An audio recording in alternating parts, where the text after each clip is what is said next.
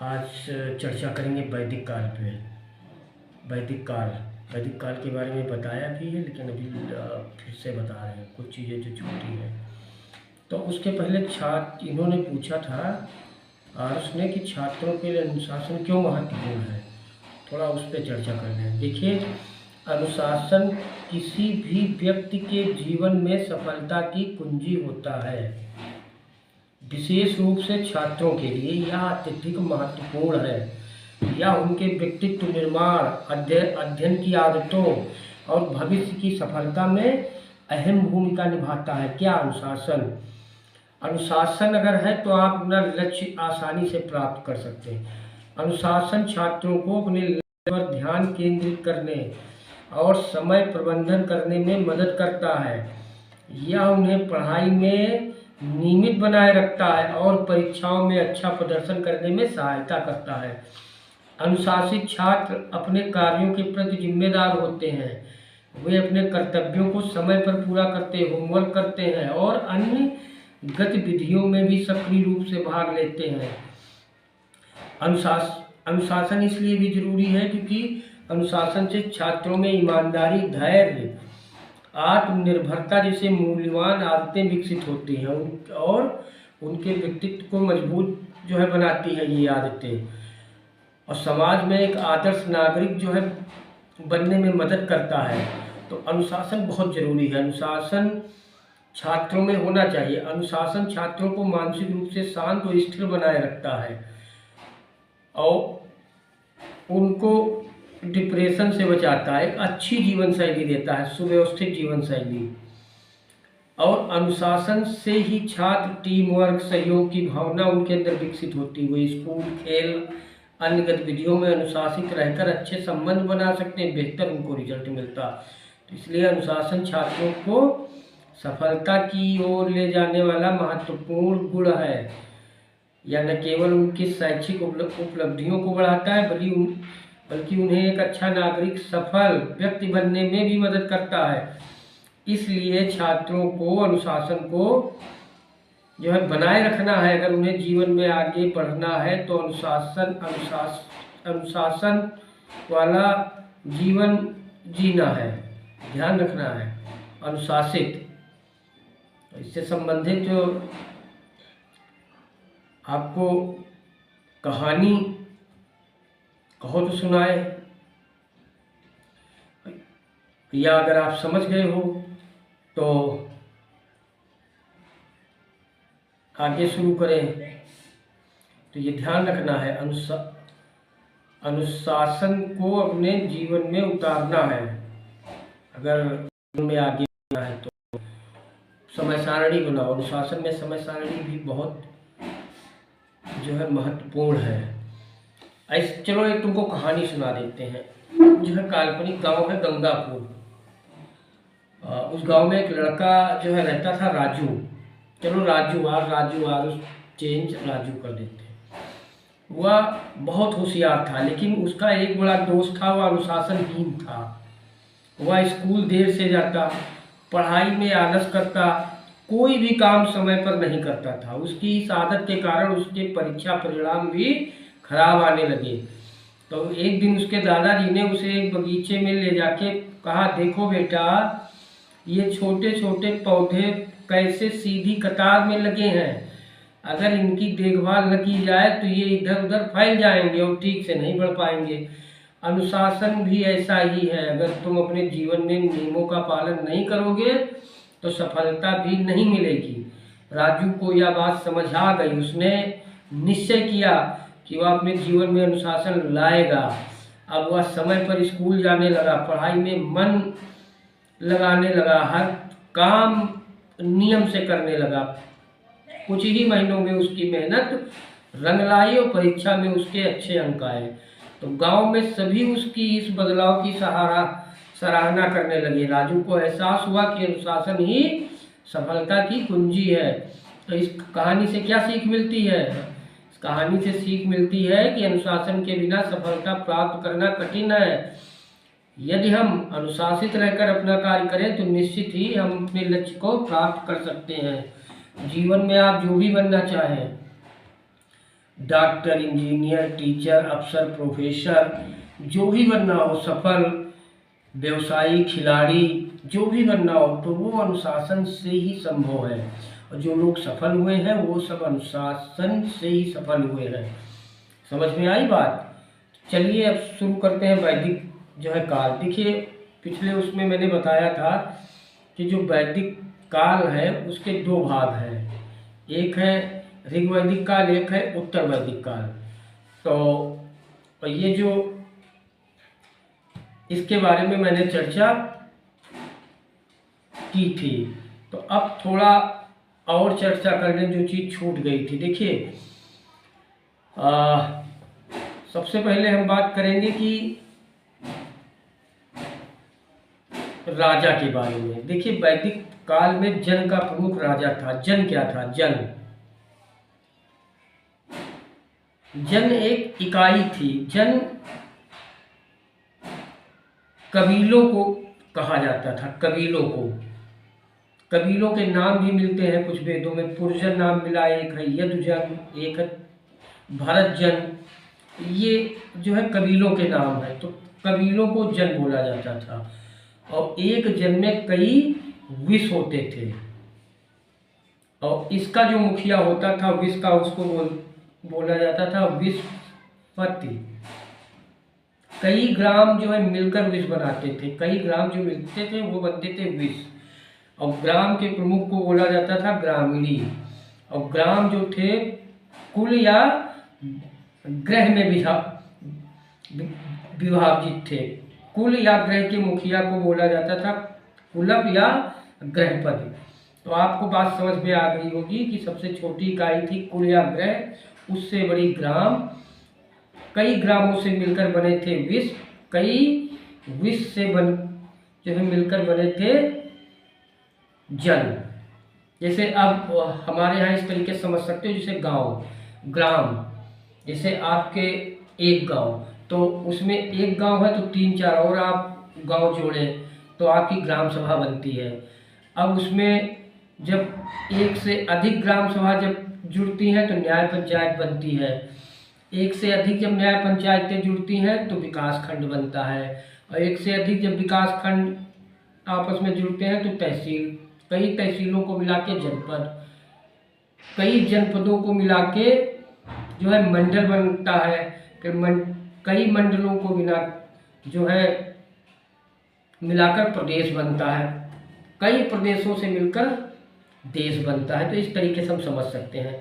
तो इसमें ये जो इकाई आपका है इकाई, तो इकाई के होते थे प्रमुख। जैसे ग्राम सभा का आपका प्रधान जो चुना जाता है इससे ही उस समय, तो कुल ग्रह जो था उसका जो प्रमुख था उसको बोलते थे ग्रहपति, कुलप। जो ग्राम थे, ग्राम मीन्स कई जो है ग्रह से बनते थे ग्राम, उसका मुखिया होता था ग्रामीणी यानी प्रमुख। विष का जो मुखिया होता था विषपति, और जन का जो मुखिया होता था राजा।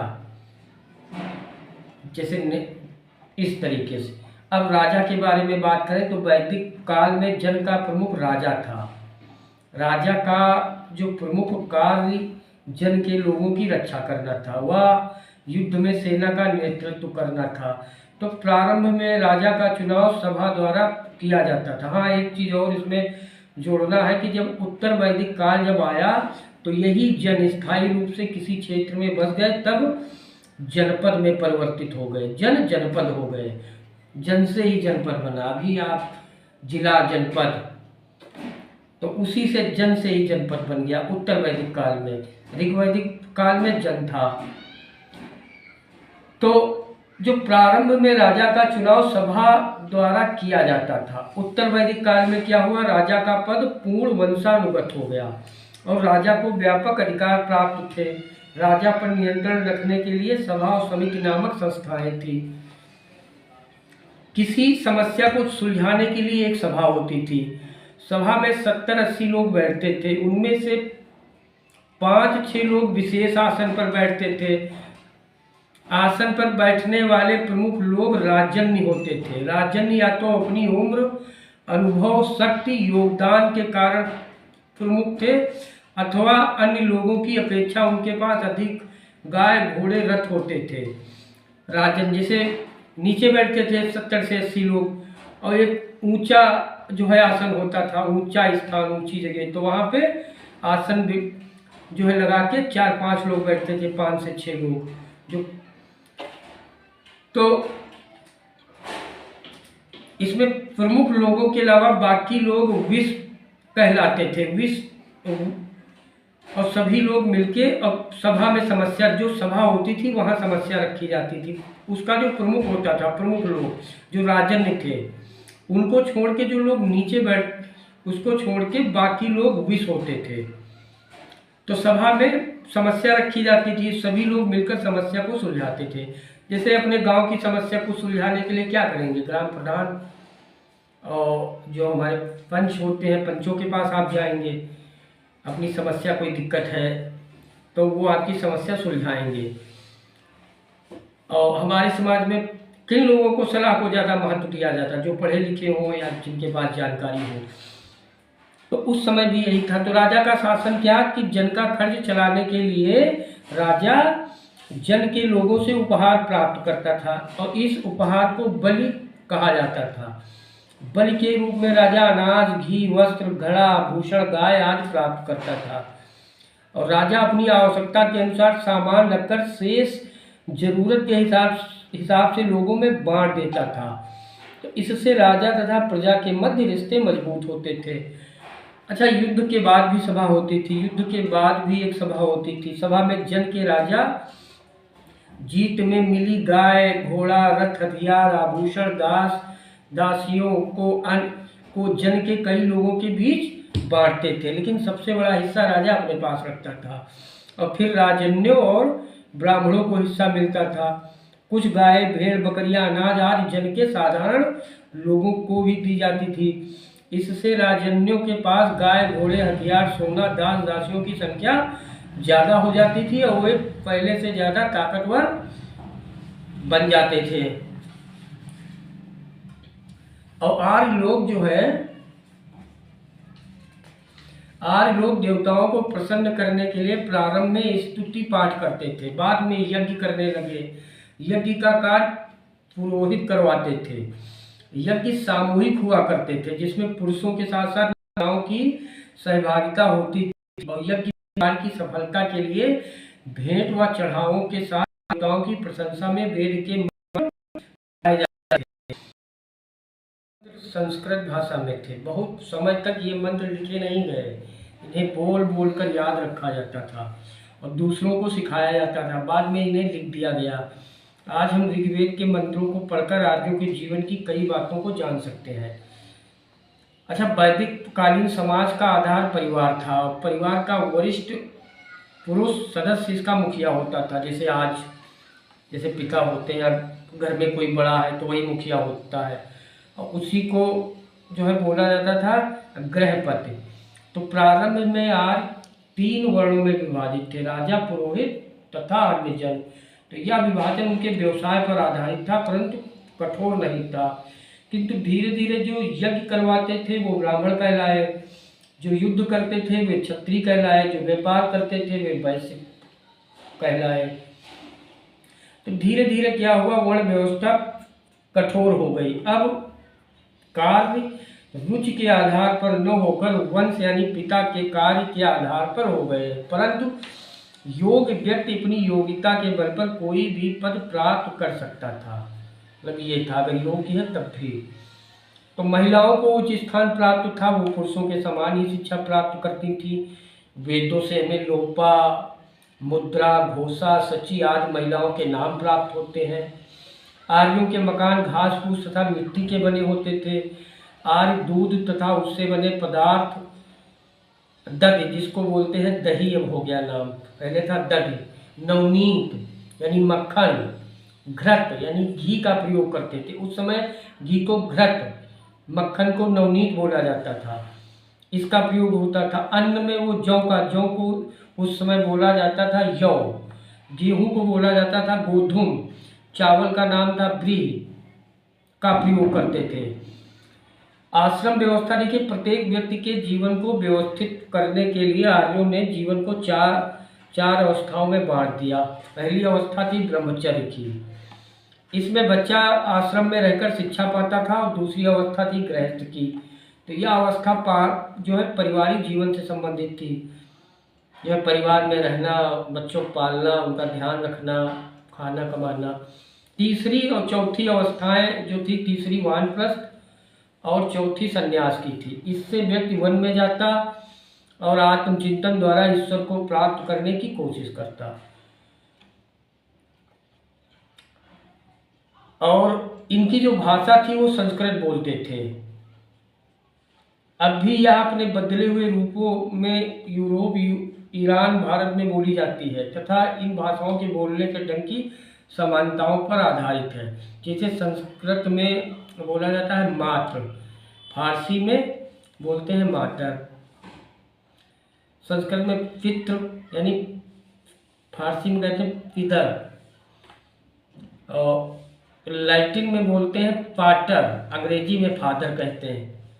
तो ऐसे ही माता का जो मात्र है उसको जो है लैटिन में माटर, अंग्रेजी में मदर। तो विद्यार्थी उस समय गुरुकुल में रहकर शिक्षा प्राप्त करते थे। वेदों के साथ साथ गणित, ज्यामिति, ज्योतिष, भूगोल, सैन्य विज्ञान तथा शिल्प आदि की शिक्षा दी जाती थी। अच्छा, प्रारंभ में आर्य पशुपालक थे। गाय तथा बैल व्यक्ति की संपत्ति माने जाते थे और ये उनकी समृद्धि का प्रतीक थे। गाय का प्रयोग वस्तुओं को खरीदने में किया जाता था। गाय को पवित्र पशु माना जाता था। वेदों में से अघन्या कहा गया है और इसी पर गाय चुरा लेने के कारण कई बार युद्ध भी हो जाता था। आर्य अनार्य के बीच। आर्य अनार्यों को दस्यु कहा करते थे। जनसंख्या वृद्धि हुई, तो जनसंख्या वृद्धि के कारण वे अपनी आवश्यकताओं की पूर्ति के लिए इन्होंने क्या किया, कृषि पर ध्यान देने लगे। आर्य अब गंगा यमुना के दोआब क्षेत्र में बसने लगे, तो इन्होंने जंगल काट कर कृषि योग्य भूमि बनाया। कृषि करने के लिए वे हल का प्रयोग करने लगे और जौ के साथ गेहूं, धान, दाल आदि उगाने लगे। आर्य पशुओं से संबंधित जो है व्यवसाय, जैसे ठीक ये भी करते थे पशुओं से, जैसे ऊन काटना, घोड़े से रथ बनाना, लकड़ी की वस्तुएं बनाना, मिट्टी के बर्तन, हस्तशिल्प, धातु कर्म का काम करना। धातु को उस समय बोला जाता था अयस। तो ऋग्वैदिक काल में इन्हें जो है तांबा कांसा का ज्ञान था। लोहे का ज्ञान इनको उत्तर वैदिक काल में हुआ। आर्यों को उस समय सूर्य, चंद्रमा, पृथ्वी जो है नक्षत्रों की गतियों का ज्ञान था और वे ज्यामितीय आकृति से परिचित थे। तो अगर हम बात करें ऋग्वैदिक काल, उत्तर वैदिक काल में थोड़ा परिवर्तन की, तो ऋग्वैदिक काल में जीवन गतिशील था, उत्तर वैदिक काल में जीवन स्थायी हो गया।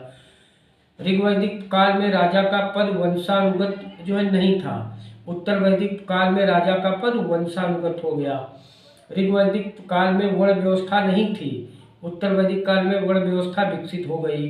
ऋग्वैदिक काल में पशुपालन मुख्य व्यवसाय था, उत्तर वैदिक काल में कृषि मुख्य व्यवसाय बन गया। आपने रामायण, महाभारत, दो प्रसिद्ध महाकाव्य सुना, पढ़ा भी होगा, इनको सीरियल भी आता आपने देखा होगा।